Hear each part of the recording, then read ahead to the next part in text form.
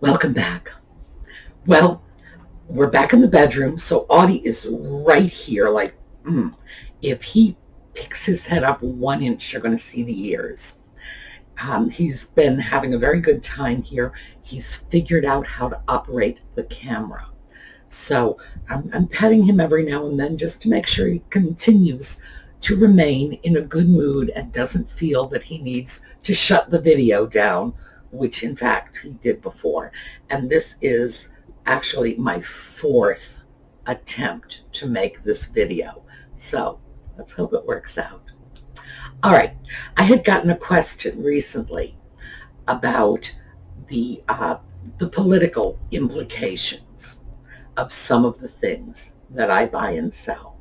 And we've touched on this briefly in previous videos, but I thought we should probably really explore this, because if people care enough to ask about it, that tells me it's a topic of interest. But also, I've had an opportunity to think through most of my beliefs on this subject to the point where I pretty much have a nice pat response for just about everything. But I want to make sure that you all do as well, so that if you end up getting challenged because you offer something for sale that someone might have a moral or political issue with, maybe it would be a good idea if you had a nice pat response to throw back at them. Because to be perfectly honest with you, very often when people believe you are doing something they consider immoral, they're not always polite or kind when they point it out to you. And if we are going to be dealing with vintage items, it probably would behoove us to know what items are vulnerable, and we should probably get to thinking about, do we want to handle them in the first place? If we are going to handle them, what are we going to say if someone slaps us in the face, figuratively speaking, with their moral or political objections? So, when we come back.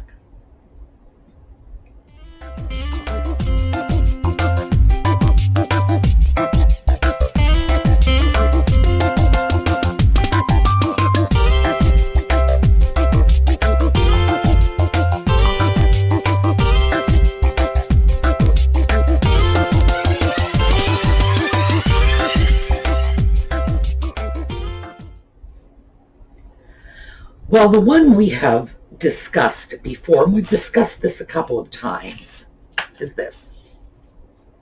Ivory Fans.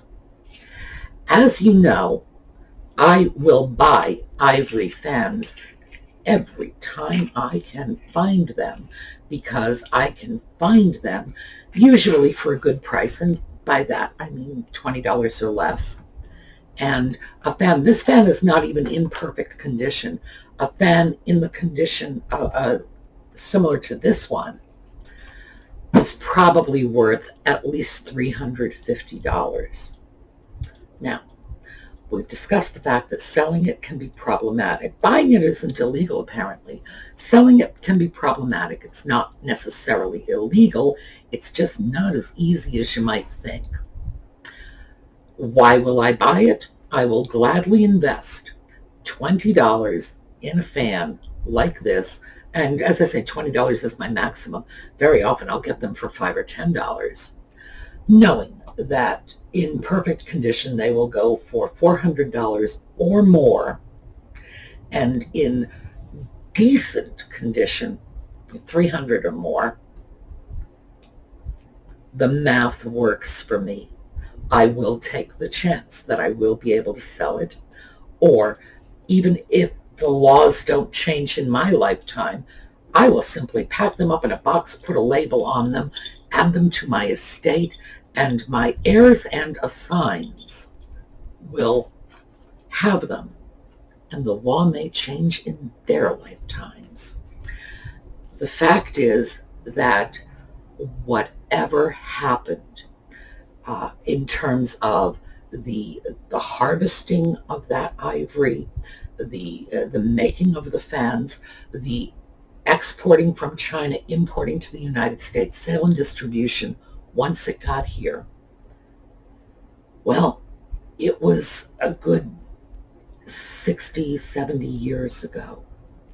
Everyone involved in the process is either dead or so gosh darn old that it is impossible to hold them accountable. And, of course, it wasn't illegal at the time. It wasn't even considered immoral except by what was sort of perceived to be the lunatic fringe. Your average person didn't know the first thing about elephants. This would have been Asian elephants because they came from China. No idea. Wouldn't even have been able to tell you there was a difference between an African elephant and an Asian elephant. It was not part of the common awareness at the time. So, do I have a problem selling these? Absolutely not. In fact, I will do it proudly, because what I do with these items is when I am able to sell them, they go right back to China. That's the market for these pieces. And as far as I am concerned, if the Chinese wish to reclaim what I consider to be rightfully theirs to begin with, who am I to stand in the way? To me, the greater immorality is for me to keep all of these Chinese pieces that were brought over to the U.S., sold for pennies, and they really were. The people in China who were involved in the production of these fans, if they got a few cents, they were lucky, because fans like this, and I've seen them, they have price tags on them. This one does not. The price tags were 49 cents, 79 cents, pennies. If they want them back, I am certainly not going to stand in their way, and I will do what I can to get them back to China. The fact that I could make a great deal of money while doing it is a wonderful plus. But the truth of the matter is, if the market were such that I would make a very, very small profit, I would still feel the same way. It's their stuff. If they want it back, I really don't like the idea that other people are saying they can't have it back. That seems to me to be the greater immorality. So there's sort of my stock response on the ivory. But those aren't the only fans that are problematic. Let's take a look at this. Now, Audie wants this chain really badly, so I have to be careful how I do this, because he will just snap at it.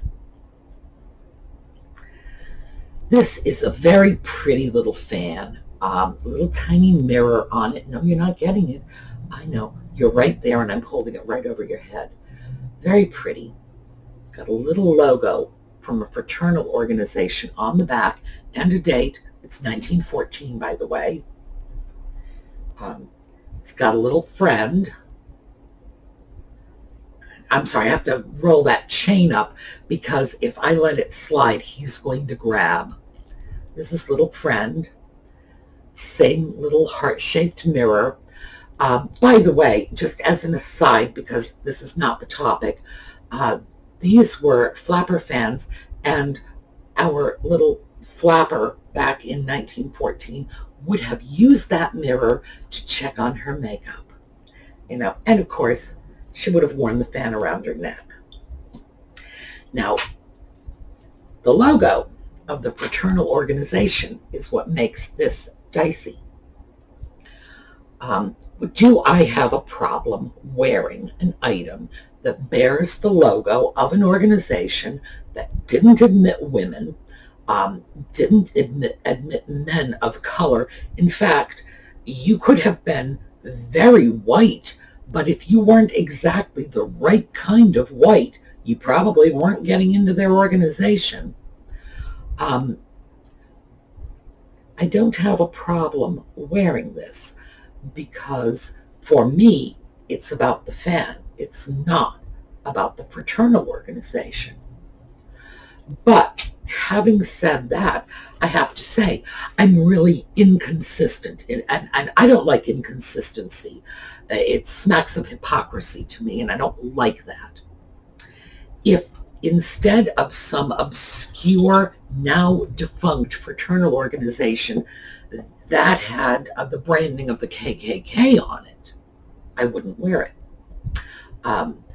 And I wouldn't wear that because it would be an easily recognizable logo, and it would carry with it a whole bunch of social, political, moral attitudes that are not consistent with what I believe. The problem is, this organization probably had very much the same attitudes. It's 1914. They were a product of their times. It was a white men's group. What can you say? So I have to question the fact that I'm okay about it as long as nobody knows. And now I'd like to think, and of course I tell myself that no, it's because I'm not advertising it. People don't know the organization, therefore I'm not advertising a political viewpoint. On the other hand, if people did associate this logo with a political viewpoint, I would be advertising it. I don't know if I feel comfortable with that. I think I'm splitting hairs. I don't know. But for me, it's about the fan. It's about a nice vintage piece, despite the fact that the logo on the back of it is an organization that has a point of view that I can't respect or support. But as I say, I got to work on that one because I'm feeling like I'm on a slippery slope there, that it would be harder to defend that decision. So since we're doing this in the bedroom, take advantage of it, and let's,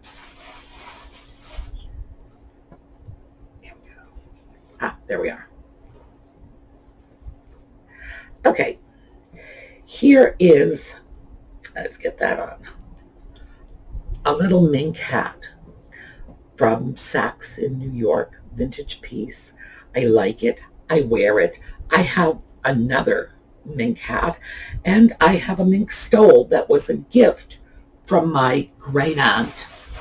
Now, of course, I should mention I'm 66, but you know that. And my great aunt was the elder sister of my grandmother. So you got to know how old that mink stole is. Do I have a problem with that? No. I don't have any objection to fur or leather. I'm not a vegetarian. I'm not a vegan. I consider these to be matters of personal choice. Yes, all right, yes. I do love my Audi, and I don't like any sort of cruelty to animals, not even the suggestion. I'm very sort of overly sensitive to that. Somebody starts talking about that, I've got to leave the room. I don't have the stomach for it. But do I feel that dispatching an animal to end up, on the menu at McDonald's is somehow morally reprehensible or evil? Do I have a problem with fur? No, not really. So I'm okay about that. But that's not the only sort of clothing item that can be dicey. Vintage rayon was made in appalling conditions, including by the Axis powers in the Second World War in forced labor camps. And the survivors of those labor camps have written about it. So we know what was going on, and we know people were just dying. Um, would I have an objection to vintage rayon? Would I, if, for example, my thrifting reselling business was clothing, would I have a problem with 1940s rayon, even knowing that there was a possibility that any random rayon piece I might come up with could have been created in Europe in one of those factories? No, because I think if the item is bought and sold in good faith, it's not up to us to demand its entire history. We couldn't do it anyway. Can we prove that the vintage things we have were made in wonderful, humane, loving conditions with everyone was paid well and the employer took them to lunch? No. In all likelihood, if we have vintage items, they were made in very different conditions, because workers' rights is something that's relatively recent. I just don't think we can establish that one way or another, and I don't think we should automatically assume that every piece of vintage rayon is somehow tainted by the Axis powers, that it was manufactured in a labor camp just because we know some pieces were, that it was produced in conditions that killed people, even though we know some of it was produced in those conditions, and we know some people died. I don't think that needs to be what we consider if we find a World War II era piece of rayon, because a lot of that clothing is very beautiful. I don't think we need to stress. By the way, there were other fabrics that were made in really appalling conditions too. Cotton was coming in from India, and the sweatshops, basically. A lot of the silks that were coming in from Asia, again, sweatshops, appalling conditions. We can't say one way or another. So I think ultimately, if you're comfortable with it, I look at it like the tradition. I don't know if you're familiar with this. Yes, I know, and you're probably going to say, good Lord, Sue, what do you know about firing squads? I do know something about firing squads. Traditionally, the soldiers who served in a firing squad, one of them would have a blank round. So if you had 10 men in the firing squad serving to execute someone, 9 of them would have live rounds, 1 of them, and it was a secret which one, would have a blank round. That is so that everyone had plausible deniability. Any one of them could have said, well, maybe I got the blank round. That's why this is done, so that people can have the room to do what they need to do. And frankly, if you're a soldier serving on a firing squad, you don't have a choice. That's your job. Plausible deniability. So I think maybe that's where we need to write that off. The vintage fabrics, yeah, they were created in appalling conditions. But we're not doing that, and we're not responsible for that. Same thing with things that we do deal with, things that we have talked about, things that I have bought and sold, things like uranium glass. and the radioactive paints on things like alarm clocks. And we know that people in those factories, and when it comes to things like the numbers on the clock faces, that was work done by women. And we know they got sick. We know they died. We know they were actually encouraged to lick those little paintbrushes with the uranium-laced paint. Yeah, that was bad. But are we furthering those conditions by selling those items? No. Everyone involved in that process, again, is long dead. They cannot be held accountable. And we help no one by simply taking those beautiful antique items and throwing them in a landfill. So we have to figure out how to deal with that one too. One that hits me really close to home is, as I'm sure you know because I've mentioned this many times, I love Eastlake furniture. And that turn of the century oak, the way they got that beautiful dark brown color on the oak was they fumed it with ammonia. Oh my goodness, was that ever dangerous? Of course people got sick and died. They dropped like flies. It was huge factories. When you talk about how seriously dangerous ammonia fumes are when you're holding a bottle in your hand like this, imagine an entire workroom in a factory pumped full of ammonia. Of course people died.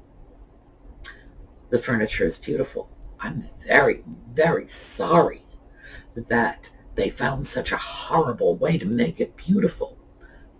But I'm not throwing the furniture away because of it. Again, we're judging people by 21st century standards. They certainly didn't know they were killing their workers. Some of them might have cared too. I will say this, to be fair, a lot of them would not have cared. But some of those factory owners would have been horrified if they understood how dangerous it was. They didn't know any better. So, we shouldn't judge them by what we know now. Chrome. Chrome is another one. If you have a chrome piece, an item, and you want to have it re-chromed, you are going to have to look high and low to find someone to do it, because chrome work is so dangerous. It is so tightly regulated. The reason you're going to have to look is because you have to have a special license to do it. And when the companies with those licenses go out of business, the government is, and it's usually run by the state governments, they are very reluctant to issue those licenses. So a company goes out of business, the license is gone, and it's not coming back anytime soon. So chrome was another one that was dangerous. With chrome, it's simply because of the chemicals involved. We're talking really hazardous chemicals, and they have to be disposed of. Now, back in the 50s, when they were chroming everything and its brother and dumping the waste just right into the sewer, no problem. Again, they didn't know any better. We can't really judge them. So, chrome, my goodness. I've got a couple more, and because we're getting to the end of our video, we're starting to get to the end of our allotted time. These are hard. Here. This is a little rose medallion egg cup. I got this because, as it happened, I managed to pick up a few egg spoons. This is an egg spoon with my silver pattern. The reason I picked it up is because it has my grandmother's initials on them. So I grabbed some egg spoons with my grandmother's initials, even though I find it very hard to believe I'm going to be inviting people over for poached eggs. No, actually, these are soft-boiled eggs anytime soon. So when I got the spoons, I had to get the egg cups. This is not Chinese rose medallion. This is Hong Kong and Japanese. It's not marked, but I can tell just by looking at it. The porcelain was made in Japan and decorated in Hong Kong. Post-war period. The Japanese economy was in a horrific state. When we see things that are made in occupied Japan, well, of course, we were the occupying force, so things could have been a whole lot worse, and an argument could be made that when the Japanese were the occupying force, and trust me, there is an entire generation of Chinese people who would make this argument, that when the Japanese were the occupying force, things were very bad. Keep in mind, the Chinese suffered horribly in the war. We don't know about that. That's not something that we study when we look at World War II. But if you ever have a chance, go on the internet and look up the rape of Nanking. The conditions in Nanking were so bad that it's actually referred to as the rape of Nanking. Horrible times. The Japanese, however, Second World War, an occupied, defeated country. They were paid very little for their labor, and this was, I won't go so far as to say the result of slave labor, but it was mighty close. I have it. I continue to buy and sell. In fact, this is from my own collection. What can I say? Everybody involved in that process, again, is either dead or so old we cannot hold them accountable. Doesn't alter the fact that this is nice China.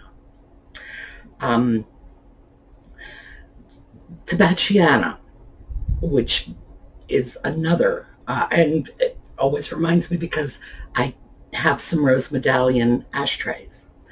And the whole category, the broad category is Tabbachiana, coming from the root tobacco. Very collectible. Ashtrays, cigar labels, old cigarette packs. They used to have trading cards in the cigarette packs. Highly, highly collectible. Very offensive to a great many people because of the connection with smoking. Again, who knew?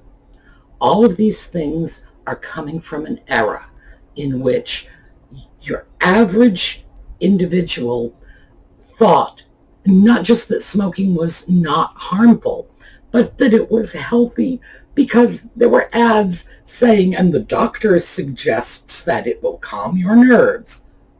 I swear this is the truth. Half of the United States smoked back in the middle of the 20th century. It's something we have to look at. We may look at this and say, oh, well, that was dreadful. Well, maybe it was, but half the country did it, and they did it without knowing what they were doing. Can we fault them? Again, 21st century morality being superimposed on a people that were living in the middle of the 20th century. Another one that is a lot more touchy is Black Americana. Items that in effect were parodying or satirizing a race of people. That's one that I just don't feel I have the right to judge. It's not my issue. Obviously, I am not African American. If I looked at something like that from that perspective, I might find it very offensive. On the other hand, I have known collectors of Black Americana, that's what the collecting category is called, who have managed to save items. In fact, one of the collectors I know taught African history and African American culture, and used a lot of the collection as teaching aids in his classes. What can I say about that? That's one that I would be uncomfortable with personally. But do I think it's a worthless collecting venue because it's something that some people might find offensive? I think many people found it offensive even at the time when these things were being made. I can remember very clearly in the 1950s and 60s, well, to be honest, I can only remember the late 50s. Certainly cannot remember the early 50s. But being in Boston, and which is an edge, it's entirely possible if I were in some other part of the country, wouldn't have been the same. But I can remember listening to adults around me when they would see items like that in the stores saying, that's disgusting and somebody ought to throw it away. So even at the time, some of this stuff was controversial. But again, controversial in Boston might not have been controversial in other parts of the country. If you deal with any of these items, I would say consider your position. And much as I hate to say it, you need to create a stock response, sort of a soundbite that you can shoot out in an email to someone who might see it in your Etsy shop or in your eBay listings and might call you out about it. You need something you can shoot back reasonably quickly that will explain why you feel you are okay doing this. As I say, my standard response, because this is really how I feel about most of these issues, is who are we today to be judging people that lived 50, 60, 80 years ago? These are old things. They're products of different times. We shouldn't be judging them. But anyway, I thought I would throw that out just because I think we need to consider them.